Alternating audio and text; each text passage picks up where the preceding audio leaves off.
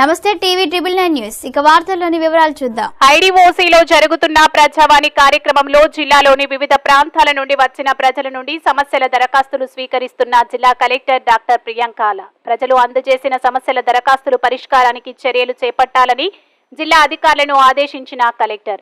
అదనపు కలెక్టర్లు రాంబాబు, డిఆర్ఓ రవీంద్రనాథ్, అన్ని శాఖల జిల్లా అధికారులు తదితరులు పాల్గొన్నారు.